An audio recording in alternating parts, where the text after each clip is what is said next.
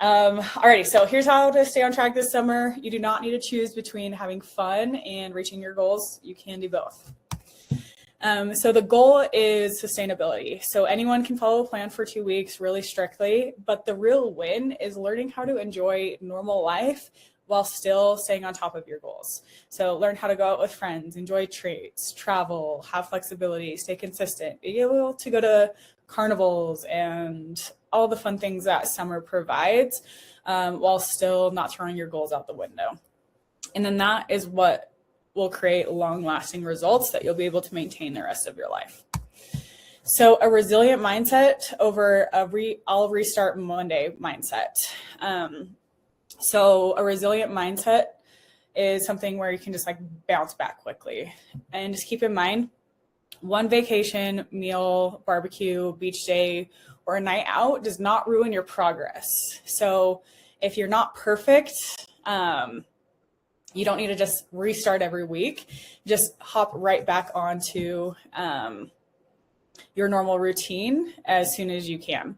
So what actually slows progress down is an I already messed up mentality. So it's like, oh, I already messed up. I already ate out yesterday. So today I'm just going to eat out again. And then tomorrow's Sunday, so I'm just not going to track, and then I'll restart on Monday, or I'll start fresh on Monday. So I already messed up mentality can really make you spiral into a bigger problem that it just doesn't need to be. And then restricting after eating more. So if you do have a day where you go out to eat and you kind of go overboard, don't restrict the next day afterwards and eat less, because that's just going to cause this like kind of like binge restrict cycle or overeat, undereat cycle. Just go right back to your normal plan. Eat your normal calories, eat your normal food, and your body will adjust just regularly. So you don't need to restrict. Waiting for motivation to come back. So we talked about motivation on a couple, I think last presentation, the presentation before. Motivation is not always going to be there. It is very reliant on so many factors in life. If you're stressed, if you have a lot going on, if you slept poorly, if you ate something that didn't sit well with your stomach, if you had some issues with a family member or a dog or something like that, those can all affect your motivation. And so we don't want to have to rely on that. So here's what does help. So getting back to your normal meals ASAP. So let's say you ate out Friday night, instead of throwing it out the window Saturday and Sunday and get back on track Monday, just get back on track your next meal or your next snack. So whether it's the next day, wake up, eat a normal healthy breakfast, and get right back on track. So that way it doesn't spiral into something bigger than it needs to be. All right. And then hit your protein or water. So obviously hitting your protein goals can help you with overall fat loss. It helps with muscle retention, but it also helps you stay fuller longer. And so making sure that you hit your protein can kind of decrease those cravings and help you stay fuller longer. And then hitting your water goal can also help you stay fuller longer. It helps with digestion. It helps with mental clarity. It helps with so many different things. So focusing on those two things can really help you. And then also moving your body. So it doesn't have to be a workout. You can go out and just do some yard work. We were talking about that earlier in the call with people before this recording started. And so you can go out and do yard work. You could go out for a walk. You could go out to a playground and go swing with your kids. So do something where you're moving your body. And it doesn't have to be just kind of like a set workout.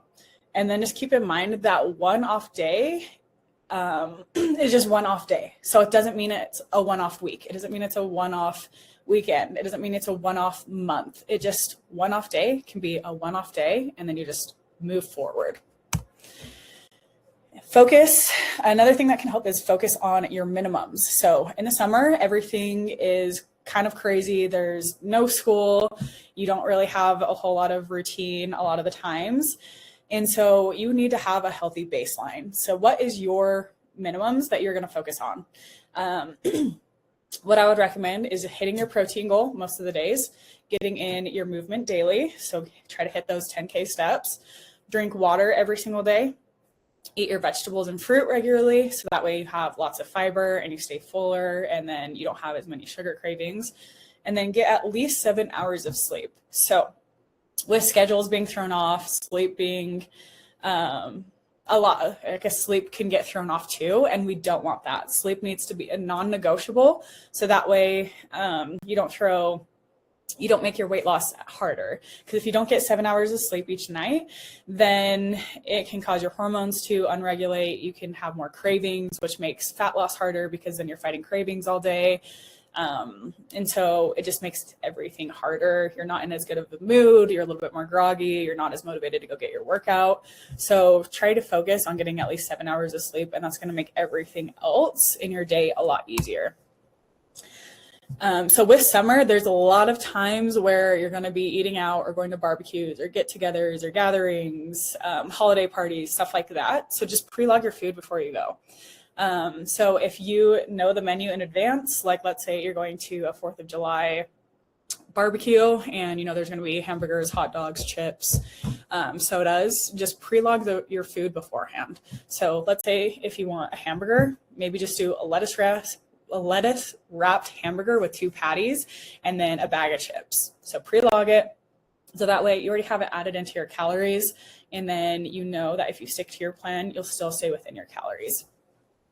And then why this helps, it helps reduce impulsive eating. So you already have a plan, and if you stick to it, you'll be able to enjoy that event a little bit better, but you're not going overboard.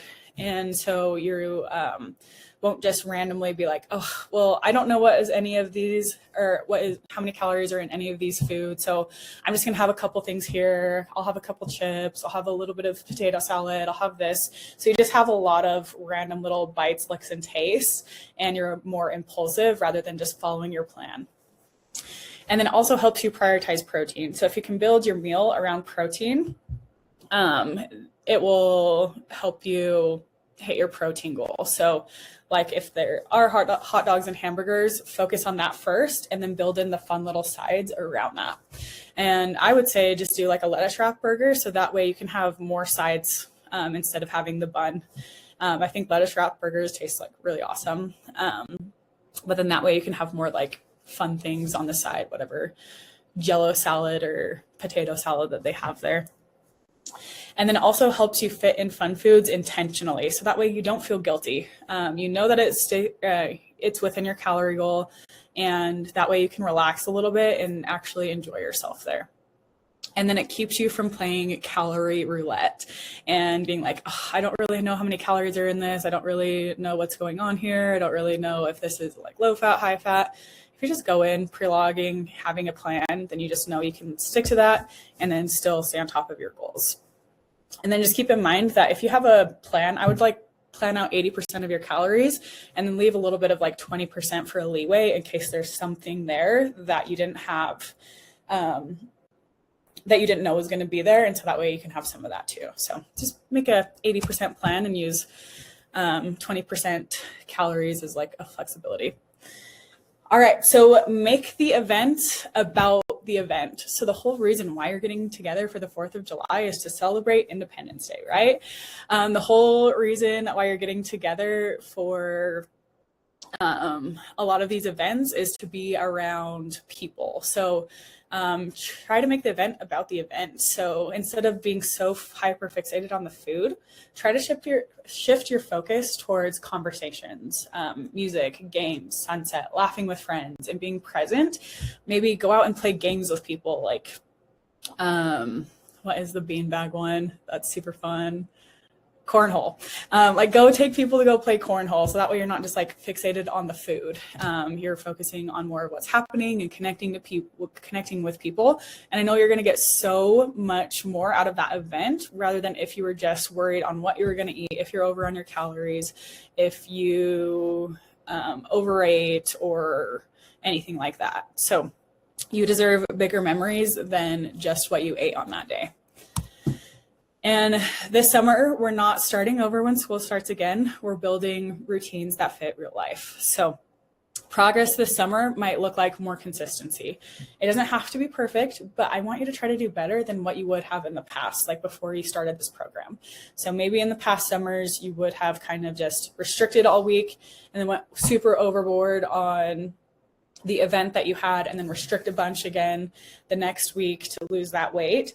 And try to have a little bit more consistency there where you don't feel like you need to restrict a bunch and then overeat and then restrict a bunch. That would be a huge win, and that would be huge progress. And then having more consistency. Instead of not working out all summer, try to build in 2 or 3 workouts. Even if you can't get all 4 of your workouts in, try to get in at least 2 or 3 of them. And if that's better than what you would have done in the past, then that's a huge win too. More progress this summer would be like better energy. Like going out for walks more can really improve your energy. It can improve your mindset, and it can improve kind of just like your overall mental demeanor as well as like physical. So that can help you with your energy. It can also help you with your confidence. And then that way, if you do make plans around events, you'll have less guilt around food. And you'll feel more confident in yourself that you'll be able to stick to your plan and be able to enjoy the event that you're going to without having to feel like you're missing out. And then that will help you feel like you're in control around social events. So you don't need a perfect summer. You kind of just need to keep going, and you need to try to do better than what you would have in the past. Alrighty. So what is one thing you will apply from this presentation this summer? I'm going to pick on you guys here. But we will start with Cassie, since she's the one that wanted. Nice. I think for me is just focusing on the purpose of why you're getting together versus the food. I find myself being a grazer, so I will try to not make that my priority and like stay away and more focus on what is going on. Obviously that mindset shift is like easier said than done, but once you do that, I think you get so much more out of the events, and you have so much more fun at those events too, because you're not just so stressed about food. So I think that one's a really good one to focus on. Blair, what about you? I have to agree. That one stood out to me too, because I feel like all the gatherings are so much focused around food that maybe that I do need to focus more on the company rather than the food. Yeah. Yep. That's an American holiday for you. It's just food focused. Okay. Kyle, what about you? Yeah, I like that. A big one is just immediately get back on track. Yeah. I think that's big. But another thing is definitely being more social. I find that I actually enjoy gatherings more now because of that, and don't eat nearly as much. Yeah, and if you do, like, it's not about like punishing yourself, but just get back on track. And then fun fact about cornhole, I am awful at cornhole unless I'm on a beach. Okay. So every time I go to a beach, there's cornhole, and I'll just play with some random dude, and we'll win like 15 games in a row. And it's real. Yeah, I don't get it, but anyway, nice. Just wanted to throw that out there. All right, don't bet when you're playing Kyle. Yeah, but in the Midwest, you'll smoke me. Yeah, if I'm on a coast somewhere and there's a beach, I will dominate. So. All right, that's cool. Yeah, no, I think that's a big thing too, is like a lot of people want to skip out on events and be like, oh, well, I don't want to do that because then I'll overeat and then I'll feel gross and then I'll have to restrict. So if you can just find a balance where it's like, oh no, I can still go there, I can still enjoy myself, and I don't have to go overboard. And so I don't have to restrict the next day, and it's not going to throw all of my plans out the window. So once you can get into that mind space where it's like you do have a little bit of control over the events that you're going to, you're just going to feel so much better when you go there, and you're not going to feel as out of control. So I think that's a huge shift. And then also, if you do go overboard, it happens.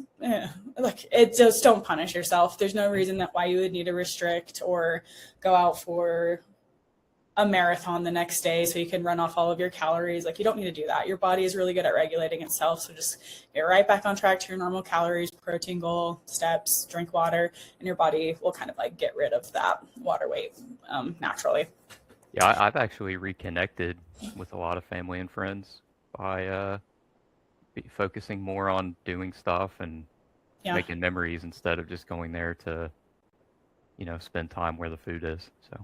Yeah, no, I would agree. Yeah, I got to know a couple of my cousins a little bit better because I wanted to actually talk to them rather than eat like 5 rolls. So Yeah. it was kind of like nice to actually talk to people. Okay, cool. Cambry, I guess you're at work. If you can talk, then you can tell us yours. If not, we'll skip over you.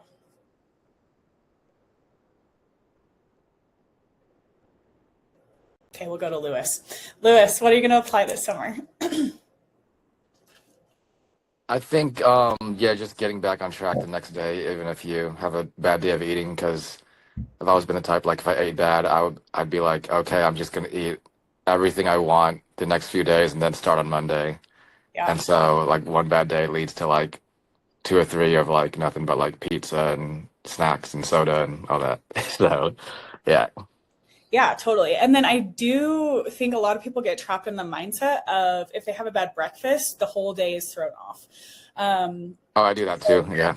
So yeah, like if there's like I don't know, in American Fork, we do like firefighter breakfast where you can go and eat pancakes and stuff. And so a lot of people will eat a lot there.